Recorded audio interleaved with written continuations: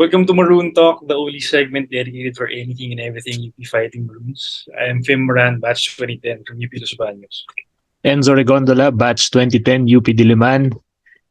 And joining us today, Ooh, a man who needs no introduction. You guys know him.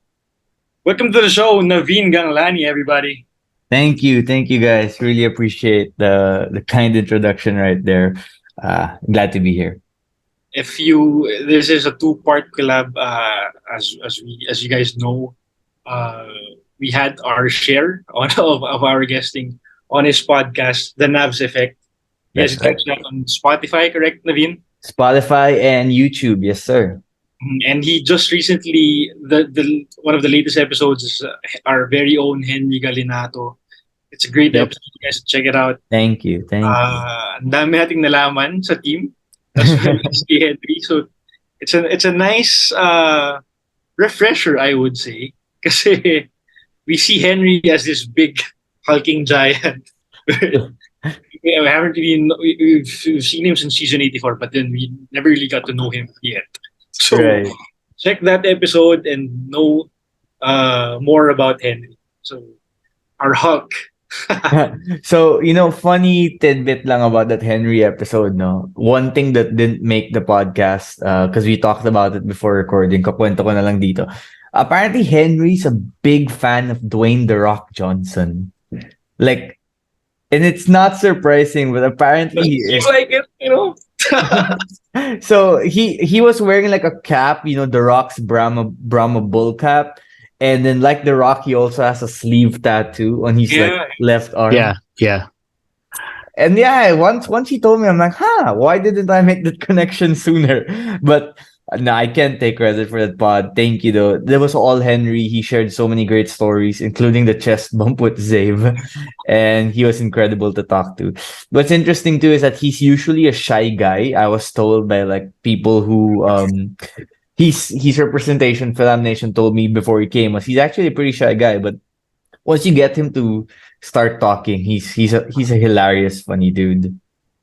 Yeah, it's nice to see a different side of Henry. We also got to see some different, based on the stories. Mm, Meron tayo nalaman ng mga, like from Zave and James as well. So you guys should check that episode out if you haven't. thank you. So, okay, so let's put Naveen in the hot seat. Hindi naman, hindi naman. Di naman. Kasi Ano usually lang. we get it's mostly us who talks about the team, the UAP. You get to see if you're a subscriber of Maroon Talk, you get to see how we see it as fans. So this time let's take a step back and see how Naveen sees it. Mm. At least for the Maroons. No?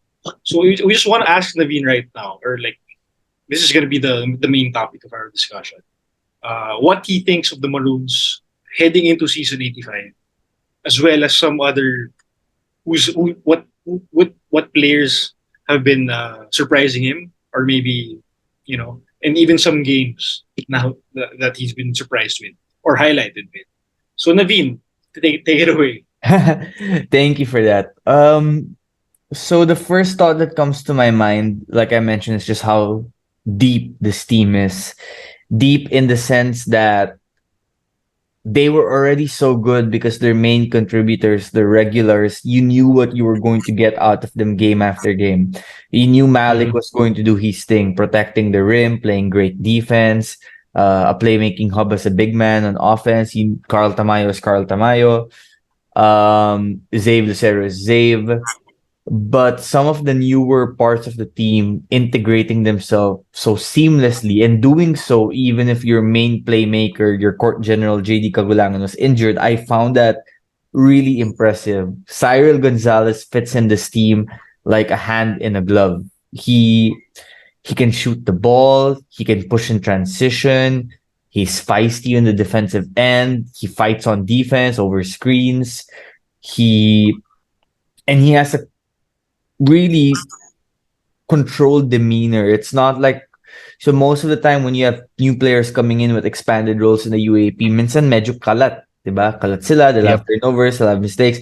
With Cyril, he doesn't beat himself in the sense that he doesn't make a lot of mistakes that harms his team. And for a young player to get minutes, that's really an underrated trait, and he has that. I was also impressed with Terrence, how he handled the responsibilities of controlling the offense, especially when JD was out early in the season. You know, two games come to mind. There was one game against Adamson, the first round games of Phil Sports Arena, where I'll never forget. There was this one play, 2-on-1 fast break. Zave on one end and Terrence on the other. And Zave was wide open for the bounce pass, layup, or dunk. But Terrence decides to stop, take a floater. The opposing player takes a charge, offensive foul. And on the way back to the huddle, you could see Zave was pretty upset. Not upset at Terrence, but upset at that situation, how it played out. Because, obviously he had an easy 2 points. But that same game, Terrence stepped up, played better in the fourth quarter, hit some shots, and had this really nice baseline pass to Malik for the dagger dunk. So that kind of growth in the same game really stood out to me. But then there was another game, that one loss of UP this season against NU, where Terrence took some tough shots late in the fourth quarter, and maybe it could have been better if he handed the ball off to some open teammates in those late game situations. But that's the growing pains, because like you mentioned in part one of our podcast, Terrence was a shooting guard in high school, but he learned how to play point guard. Not one point guard exactly, but he learned how to better balance getting his own shot with creating for others, or letting the offense flow by itself. And now you can just see it in his game. Number one, his pull-up game is more confident. His floater game is nice. But at the same time, too, it doesn't feel forced. It doesn't feel like, okay, maybe once in a while he'll still have that shots na biglang he'll bring the ball down, ask for a screen, pull up bigla. With a heat check Mhm. guy, once in a while you'll have to let him live with that. But he's getting a lot of great looks also within the flow of the offense now.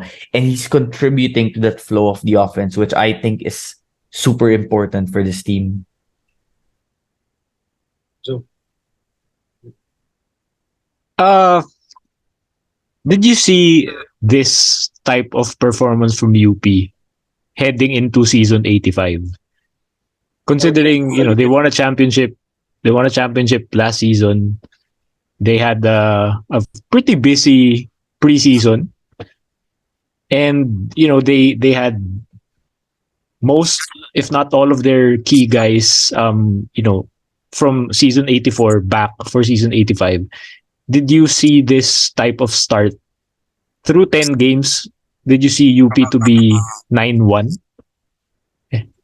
So before the season, I thought that UP Ateneo Lasal would be far and beyond the other teams in the league, which clearly I was wrong about, given how well NU has played and how Adamson was starting to get it together before Jerome got hurt. But if someone would have told me that before the season, UP wouldn't have Kagulangan for the first round, obviously we knew CJ Yeah. wasn't going to play because of the surgery, and that they'd be relying on Cyril, who hadn't really played a lot of minutes last season, to play rotation minutes, and that Terrence would be running point. I would have expected somewhere along the lines of like 7-3, 8-2. Mhm. 9-1 is very, very impressive to me. And what really impresses me about UP2 is that they're winning in different ways. Yep. So, start of the season, they were winning close games. Teams would come back, they'd rally. It would be a close game. And they have that quality now. They're the best late game team in the UAAP.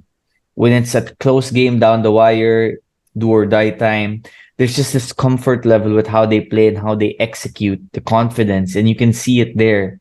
And that's already like an advantage you have against the opposition, who's still trying to figure out how to win close game situations. UP knows how to. They've been together, like, this is their second season within 1 year now. So, and they played a lot in the preseason. So that familiarity, you see it playing to as a positive for them.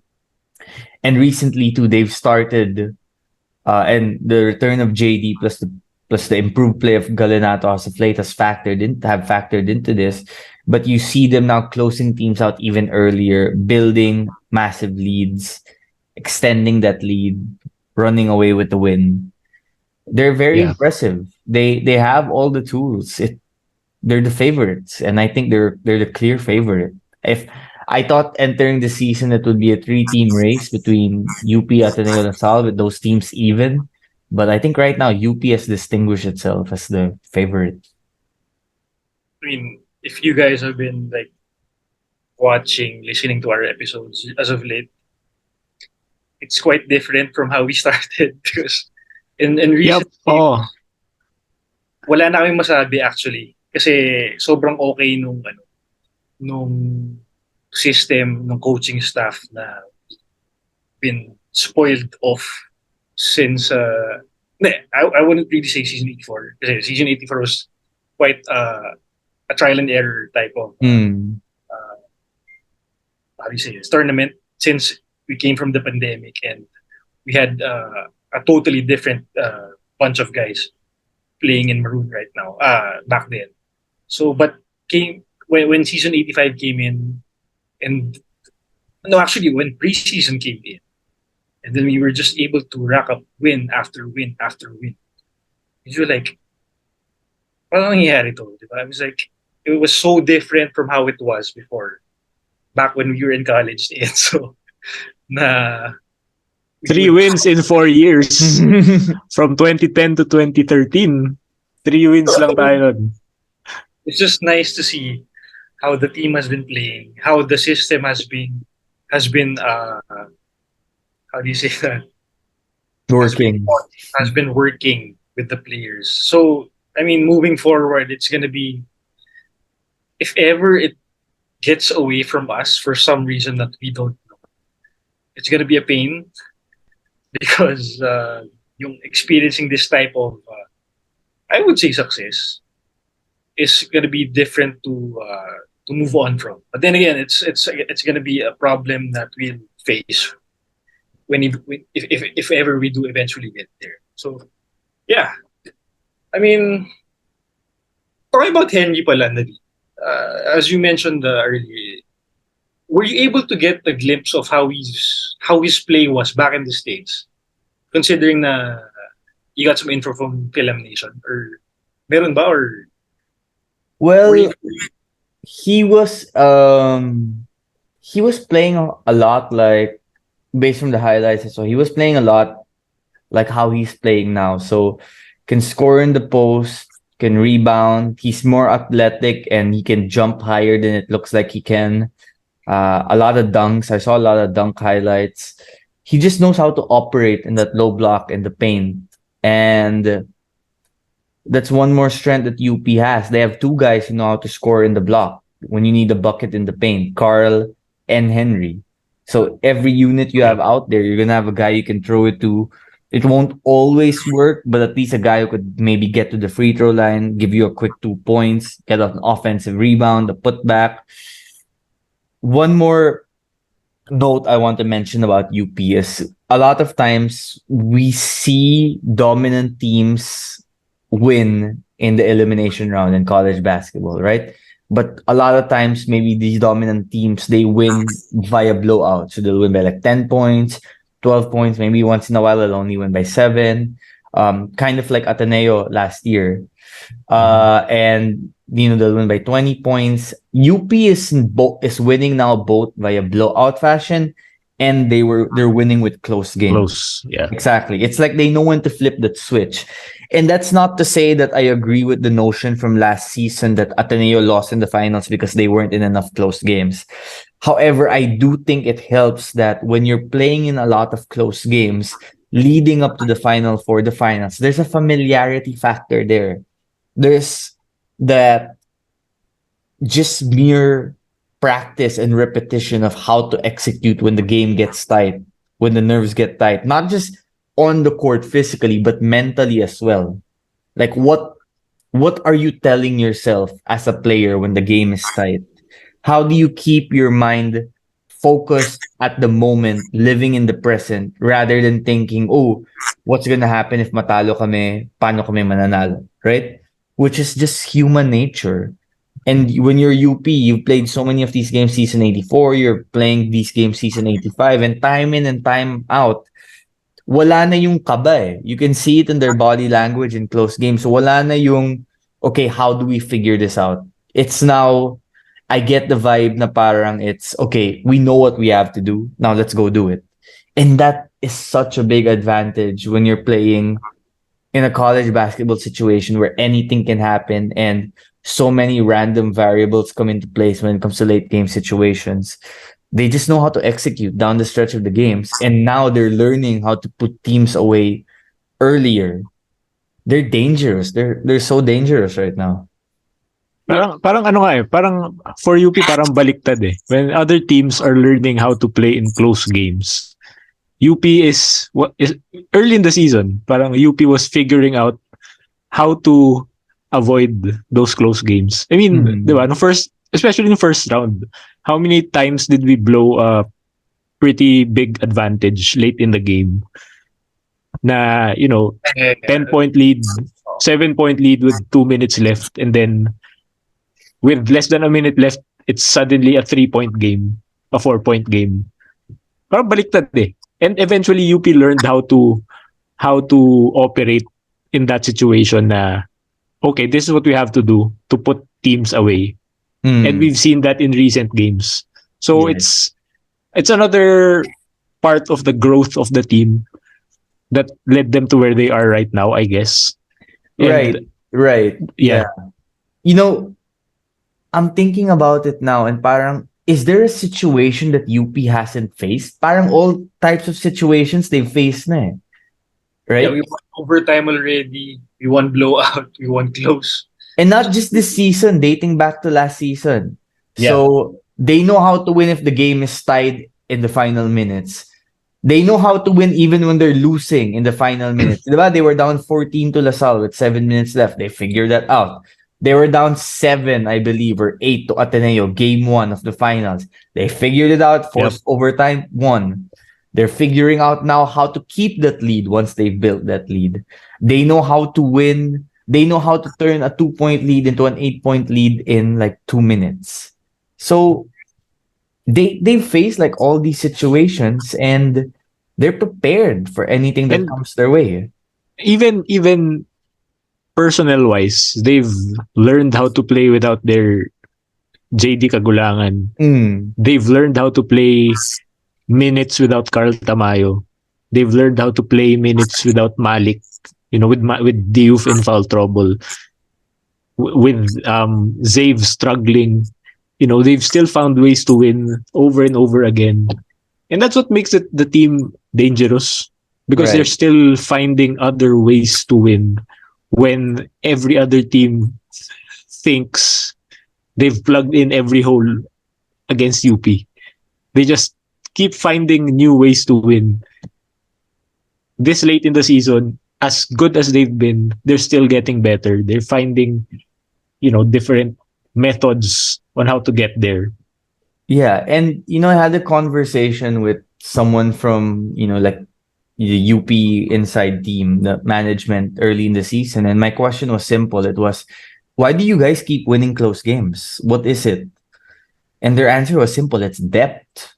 It's depth. When you trot out a second unit that can stay leveled with your main guys, that means when your main guys come back late in the fourth quarter, fresh sila. Their legs aren't that tired compared to other teams. And UP should also be credited for giving the young guys, the second unit, the chance to close out some games.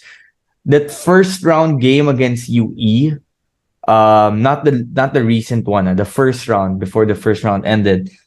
It was actually the bench unit that built the lead in the fourth quarter for the main guys to close it out. The Sila Cyril, I think Bricks was part of that lineup also. So there's depth. You have to deal with like a complete squad, no matter who UP has out there all the time. And remember, early in the season, diba, I think that was against Adamson. Carl didn't play a lot late in the first round game against Adamson to Phil Sports. Coach Gold trusted Zave and Malik and Terrence to close that game out. Harold also, and they did. So he's not afraid to go with the hot hand, the hot players, what's working. And that just means when players are subbing in and out, they're ready to go. compared to the other team, sometimes nakikita mo yung hands nila nasa tuhod na, pagod na, or nagka-cramps na. When Naveen talks about yung kaba, as mentioned earlier, it's not necessarily more of kaba. It's I would say it's more of the type of overcoming the adversity. So Mm. they've been in different types of situations already. So they've already experienced those problems in season while the tournament is going on, which is something that you can't really replicate. And that says a lot moving forward, given that depth going up against big teams. So talagang the team's just really growing and growing. The team and the players are growing and growing as maturely as they can as the season comes along. But then given that, Naveen, I want to ask you this question. Given all those success, the wins that we've been having, the Maroons have been having, what do you think could be the weakness for Mm. this team to falter? For let's say for 85 na lang, right? For 85 na lang. Well, if we're gonna look at the stats, I think the turnovers can be a little concerning from time to time. Now, part of the reason why their turnovers were high was because a lot of the ball handling responsibilities early was with Terrence, and he's averaging 3.9 turnovers a game this season. But now with JD back, that should normalize. The turnovers should be better. And you can see the numbers are skewing towards optimal performance for them. Since JD got back, the numbers have increased: points, field goal percentage. I think it's health. I think if it's health now, I know it's so generic because health is an issue that could derail any team. But Any team. Yep. if there's anyone who can beat UP, it's UP. Will UP beat itself by turning the ball over when they shouldn't? Will Hamstring injuries are tricky sometimes. They come and then they go and then they're back again. Now, this break is going to help JD out, and hopefully he's 100% healthy. But those hamstring injuries, you have to make sure you manage them properly with the proper rest and recovery so that they don't come back to haunt you in the most inopportune time. Carl's ankle, and we saw him, I think natapilok siya, but he came back, he looked fine. But UP has also played a lot of games this year. They played a lot of close late games in season 84. They didn't exactly have a breather during the off season, and it's working to their advantage now.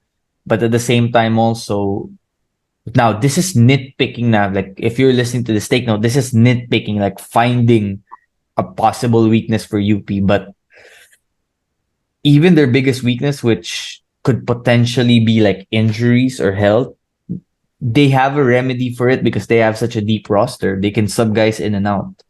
And that means that, you're not putting so much labor in the knees, lower bodies of your players. They just have to stay healthy. And if they can find a way to keep the ball secure, garner those extra possessions and not give the opposition extra possessions, it's their championship to lose. Interesting. That's nga eh. Wala eh. Even sino ba napahinga ng all recently? Well, yeah, it's probably we could say that the championship is to lose.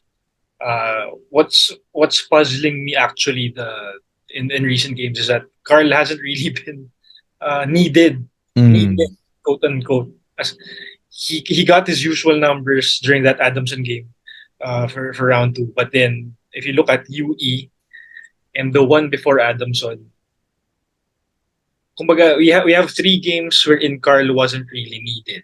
Right. I wouldn't say a factor, but needed. That would be the term that I'd pick. So given that we have arguably Carl as our best player, but then at times wherein he's not feeling it, or or there's some problem with I don't know with kumbaga he's off whenever Yeah. Once in a while, yeah, off days. We his have 3-point shooting to start the season was off. mhm.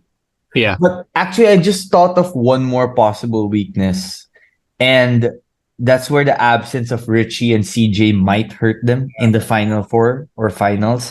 You still need that wing with size to be able to penetrate sometimes, whether that's to create shooting opportunities for your guards or get to the free throw line and make free throws, which for all of the criticism on Richie, he was able to get to the rim and score in the paint or get to the Yes. free throw line. And you need that. And even in the last game, they wouldn't win the championship if CJ doesn't play that game three, right? Just from his 3-point shooting alone. So that's one area I would watch out for. Will that come back to haunt them? Because we know that you can give the ball to Carl and to Zave to score and to create. But a lot of times these guys are now Zave is playing a little more like a wing this season. But there could be times now when he starts his move from the perimeter, mawawala yung bola sa kanya, it gets poked away easily or he loses it, right? So will that come back to like hurt them? The absence of that Richie CJ type of player na okay, offense is breaking down, we need something out, we need to make something out of nothing. Go create something for us. Like who's gonna be that guy? Is it gonna be Carl or Zave? I think they would be the best options if you need to. But that's actually something I'd be looking out for.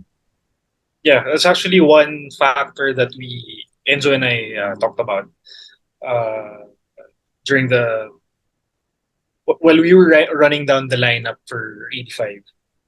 Kasi yung tapang ni Richie in terms of the willingness to create on his own and create for his teammates with that type of slashing and creating ability Mm.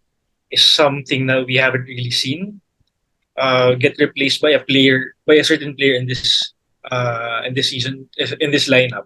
But then again, if things are working and we're 9-1, okay lang. But then yun nga, if it ever comes worst comes to worst down the stretch during a elimination game, let's say, it could be a factor. It could be a factor talaga. Yeah, it could be a factor, especially if you face a team more than once consecutively. Because, like, let's say in a final series, you're playing a best of three, opponents can start honing in on your weaknesses talaga. Now, the good news is James Spencer seems to hit big shots whenever you need him to. And he's not just doing it with 3-pointers this season, he's getting out in transition, he's attacking a little more. And he's also the guy who's taking the chief defensive responsibility most of the time. I think for UP to secure the championship, I still have them as the favorite, but for them to secure the title, I think you're going to need a big Final Four out of James. Why James specifically? Because when I think about like that wing with size who can shoot, kind of create for others, maybe attack a little, get out in transition, especially when UP gets out in transition, they're lethal. And I think those are areas where James could be really impactful.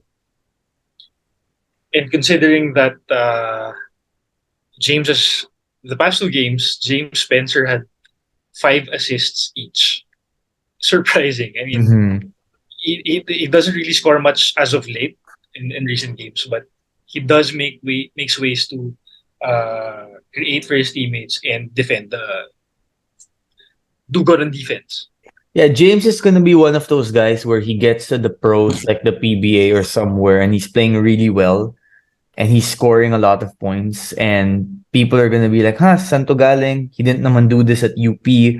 People don't realize he can really do this. He could actually score, but he's playing a certain role for this team, which helps this team win in the present. But James is a really good team player and he does what's best for the team most of the time. Yeah, and as a vet, he's been in the team since season 81. I mean, Right. for him to accept that type of role says a lot about his personality. No? So he's really a team player, and we're very lucky to have James on our team. Actually, when we were talking about X factors early in the season, James was actually my X factor. Because given that you have consistent, this was preseason, so we weren't really expecting JD would sit out. If you have consistent numbers from JD, Carl, Malik, and you put a consistent James Spencer in there, that would be the deadliest starting point Mhm. you'd have. Exactly. So, Ano pa ba? sige, let's I, start I with wanted... Sige, go. Kuya muna. Before Sige. I wanted to ask you this kasi, you wrote a book about the team in the past. When the team won a championship last year, did it come as a surprise to you, considering how the team parang developed over the years? Did you see a championship would come That early. that early, as soon as last year, as soon as last season? So I said no to being surprised because I actually had the feeling it was going to happen. So Yeah. quick story. When we had the book launch for my book, Nowhere to Go But Up, um, this was 2019. This was about 2 weeks, I think, after UP lost to UST in the Final Four. And I ended my speech. I was giving a speech at the launch, and I ended my speech by saying, not if, but when UP wins a championship, you will all deserve it. Mhm. Somewhere along those lines. And by then, I'm not gonna say that I was 100% sure, but I had a strong feeling just because number one, I'm a huge believer in like energy and especially positive energy that's around the air. And I felt it at night that even when UP lost to UST, it didn't feel like, okay, now we're back to like being just one of the other UAP teams. It felt like one of those moments, okay, we need to retool, but we're close, so let's get there. That was the vibe I got.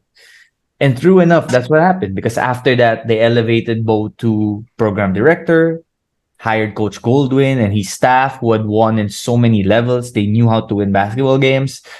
They recruited really well. During the pandemic, they didn't waste time. Like all teams, like all sports programs, they had some areas where they suffered as well, and they needed to find a way to bounce back in terms of sponsorships and in terms of, being able to fund a collegiate basketball program. But they figured it out, and they were recruiting. They were busy recruiting during the pandemic. Yep. Over the phone, over Zoom. They used that pause in the sports world to retool. And that's why what they got out of that is the team that we have now. They laid the groundwork. And once they laid the groundwork, it was the next step was just get to the finals and win there. And the biggest challenge was, okay, how do we beat Ateneo? And the moves Mhm. they made was with that question in mind. How do we beat Ateneo? And that's why one of their first major moves was to get Malik, because Malik would be Yes. not exactly the person to stop Ange, but the person to level with Ange, give him a harder time. And then they recruited the NU boys who were used to a winning culture. That's what they were transferring. And I'll never forget this. Um, so Sir Renan Dalisay, the founder and chairman of Nowhere to Go But Up, he he showed me the yung notes app niya sa phone niya.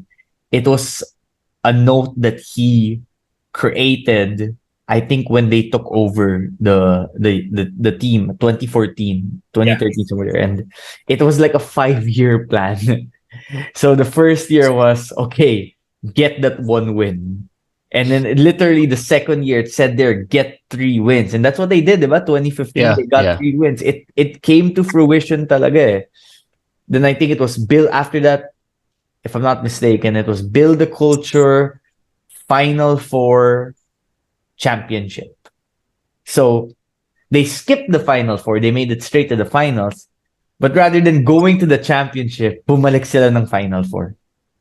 But the plan Yeah. was there. So they had the vision, and each step had specific goals and details on how they wanted to execute that vision. So I'm not sure if both of you believe in manifestation, but I believe in manifestation. And it just feels like they were manifesting it from the start, and now here we're here. They're the defending champions. They're the hunted. They're no longer the hunters. I know. And It's just imagine where they are now from where they were years ago. we could because we were as UP students, we were like nowhere near because we were LaSalle fans as well, having been with LaSalle for the longest time, and we know that type of feeling when it comes to winning. And Mhm. Yep. when we were students in UP, I mean, it was totally different. So like talagang ibang-iba yung culture in terms of sports Mhm. into studying in UP. But then again, yun nga, we were lucky enough to have a sit down with the management as well after 84. And based on the stories that you were telling, it was aligned with what Naveen was saying earlier. No? So talagang the work they put in during that lockdown for Mhm. the ordinary person, it was a time to attack, kumbaga, for the management. So it's So funny story, backstory then.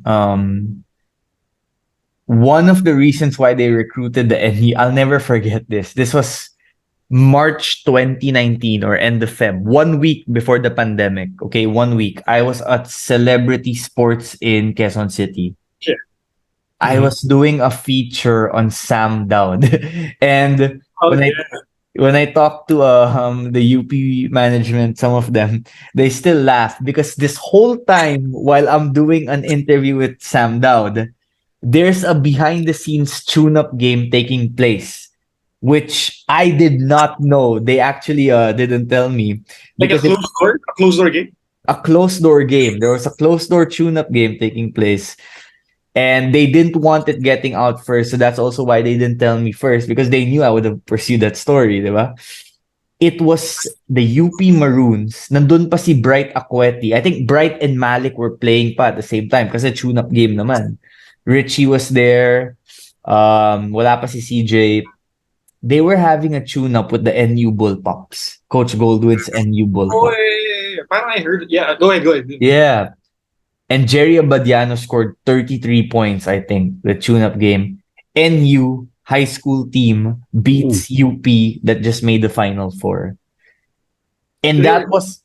that was one of the times that really made them realize na parang, okay, we need to recruit like these players. We need to try. At first, though, they weren't sure they could because, like everyone else, they were under the assumption na these boys are going to elevate to the NU seniors team. And they also were starting to consider maybe getting Coach Gold by that time. But then they also expected Coach Gold would stay with NU. And then not long after that, they got word Kevin Kiambao pupunta Lasal. When they heard that Kevin Kimbao was going to go to LaSalle, it was like, uy, okay, so maybe possible ma-recruit yung ibang players. And from there on, things just happen and here we are now. So yeah, those were two big events that led to what's happening and transpiring right now. It could be that closed door game could be a tune up for the finals of the UAAP season 82 High juniors school, championship. yes, yeah. Probably that was along that time when they were gonna face Ateneo, I think. FEU for the champion. Mm-hmm, mm-hmm. So that could be one of their tune-ups for that game.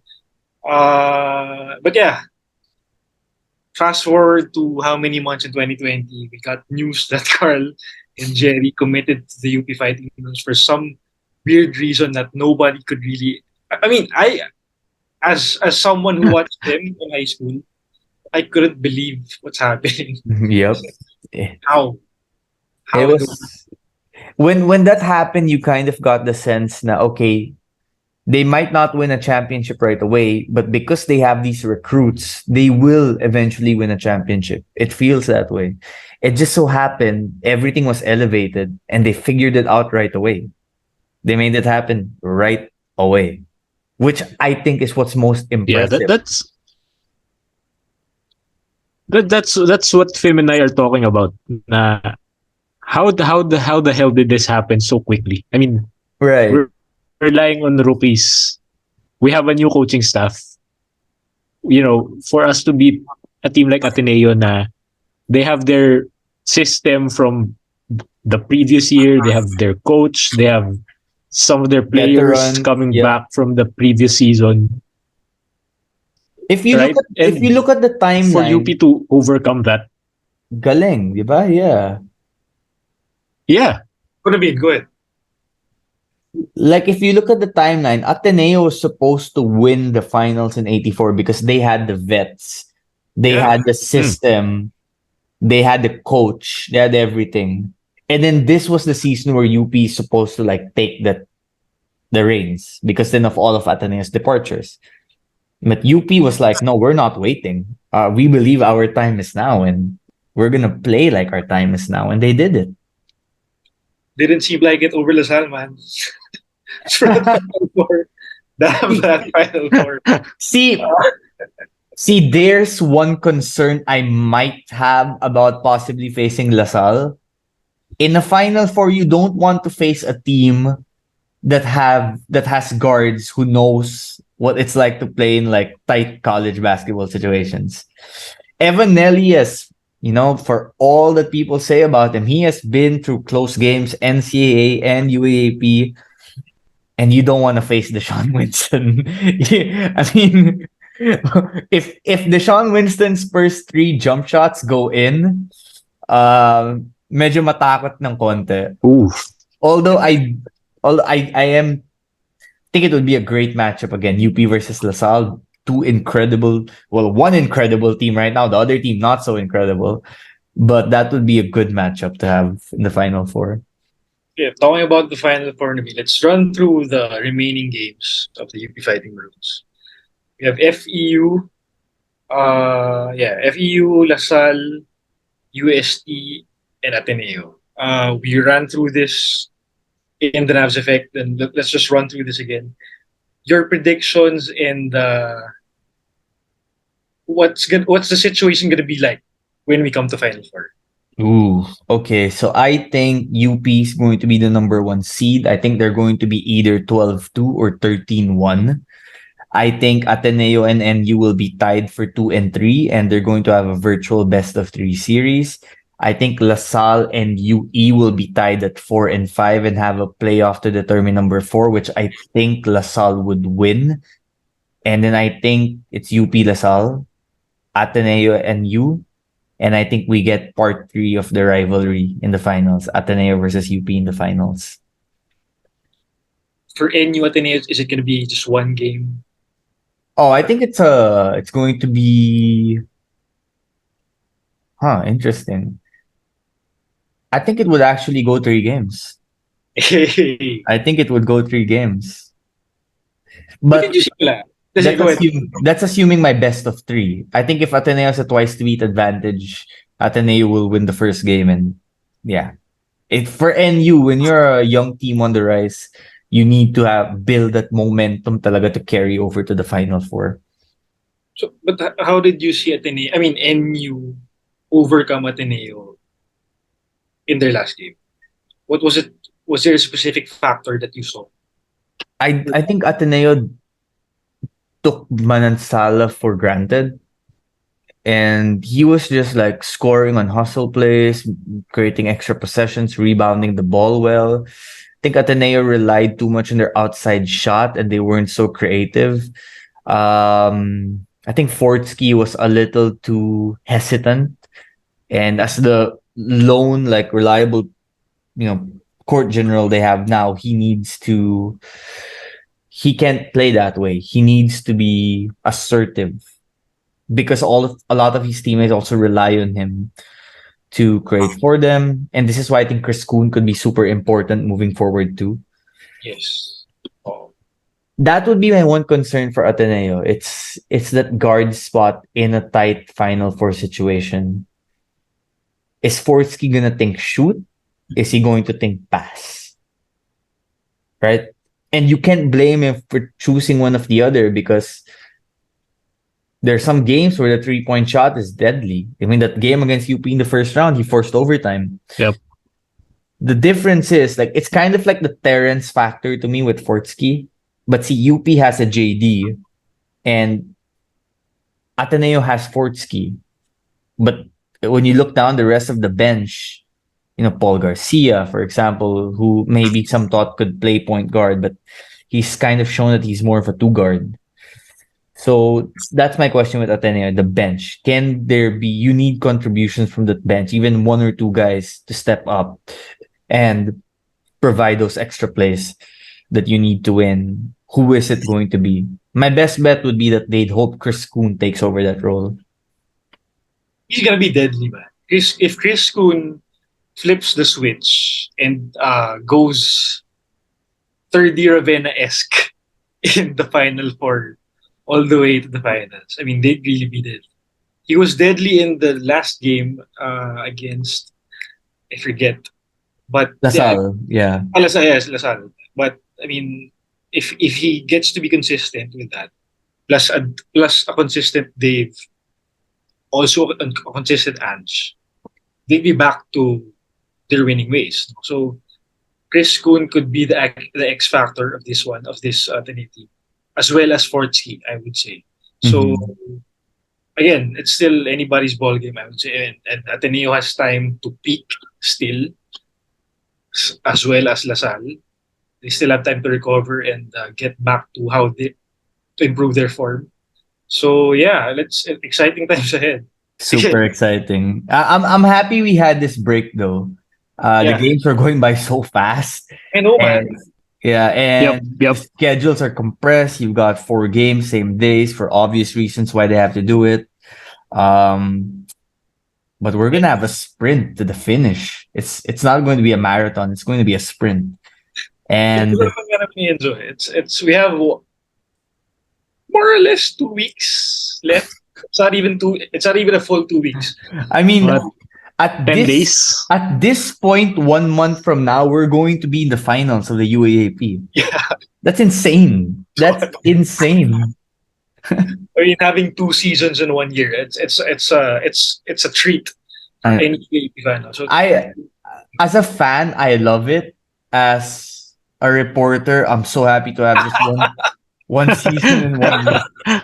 I mean, there's so people always think they have so much time until they realize time is so short, and I'm starting to feel that. But I'm so excited. I can't wait to see how this season unfolds.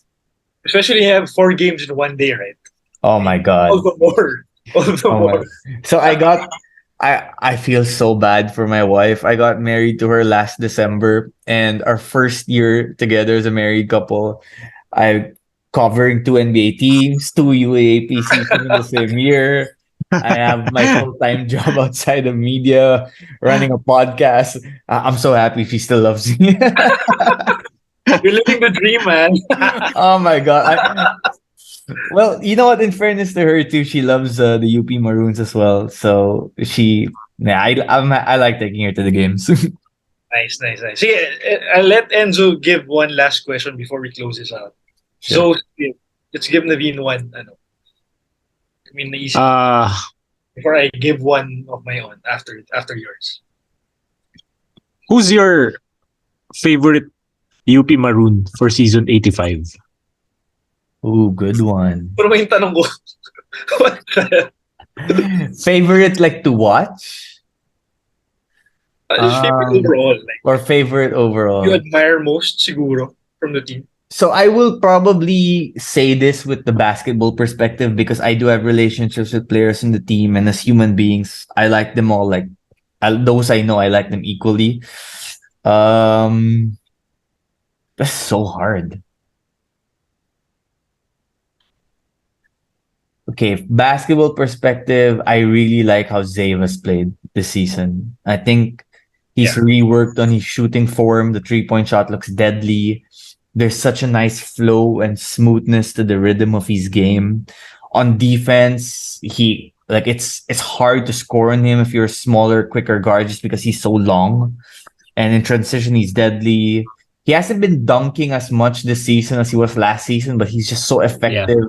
And you see that his body is stronger and he's playing so well within the offense. I've really enjoyed watching how Zave has played this season from a basketball fan's perspective. It's a great answer. I mean, we saw the we actually see the difference now of Zave from 84 to 85. It's at this season, I would say he's accepted that role already, and Right. he's optimizing that role given to him. So talagang and it for some reason it complements as well to the system. given that we have a deep team. So really, again, when Zave leaves after 85, it's gonna be a problem, another problem for us. Well, you might have a few pieces on their way, but I'm Yeah. gonna leave it at that. Yun na. I'm gonna On leave it at that note, let that. me give Naveen one parting question. Mhm. Uh, Giving a glimpse into the future. Okay. I mean, I just want to know your thoughts on Chico Briones. How you've seen him, you met him. So admittedly, I haven't like met him in person Oh, yet. So the picture I posted was shared to me by someone who was there, and I'm very thankful to that person for doing so because it got a lot of the UP fans excited once they saw the pic as well. I've watched some of his highlights. He is a long. See, I'm just a fan of like teams who have players who are long but versatile. I think length is one of the key ingredients to winning in basketball, modern basketball, with the way it's played, where there's so much space you have to cover on defense and offense that when you have that extra length, it's so helpful. So I think he's gonna fit in. I think like most players, there's going to be most players who come and play in the UAP, there's going to be an adjustment period, but what works for him to his advantage is that he's going to be playing for a coach and system that knows how to incorporate players and not do it in a rushed fashion. Mhm. So that's going to work to his benefit. any player comparisons this early with Chico? Like just what to expect from him. I wouldn't honestly. I don't think I've watched enough to make a comparison Oh, yet, but that's good because I'm excited to like watch what he brings with a clean slate without like prior expectations and see how he contributes for his game itself. then again, the hype is there. I mean, like, and we have another big coming up. So I mean, Right. that's hype. You can't teach hype, and but then we're pretty sure the potential is there. Because why would they get him anyway, right? So Yeah. yun, Mhm. Naveen, thank you very much once Thank again you. for joining us. Thank you. Thank you, thank you. This My has been my pleasure, guys. how many months in the making? We've actually been talking on and off, and we weren't able to schedule it. But finally, we got to do it already. And thank you again for having us on Labs Effect. Hopefully, Yes, we'll do thank it again you. sometime, maybe after the season. Everything said and done, and go back to the topics we discussed earlier. Because for sure, it's going to be an exciting time ahead, both for UP fans and non-UP fans. I mean, the whole league is just being spoiled right now with different types of amazing Action. basketball games, and we're just really happy to see these types of games. Yes, sir. Nice. I Go just ahead, want go ahead. I just want to thank you guys for joining me in my podcast too. So it's a two-part podcast, and we're gonna have this part on yours, the Maroon Talk, and mine on my podcast, Nav's Effect. And yeah, just keep up the great work, guys. I know you've both been at this podcast for quite some time now, and you've stayed dedicated to it. I would be happy to see you guys grow it some more, and I think just keep at it. The UP Maroons community seems to trust your analysis and your input on the game. So once you build up your community, just keep growing, and I'm sure you both know this line. There's nowhere to go but up after that. Yes, sir. Yep, yep, yep, yep, All yep. right. Thanks, everybody. Zoe, Naveen, thank you very much. Thank you, This has guys. been Thanks, Maroon Talk, Naveen. everybody. UP fight. See you UP guys. fight.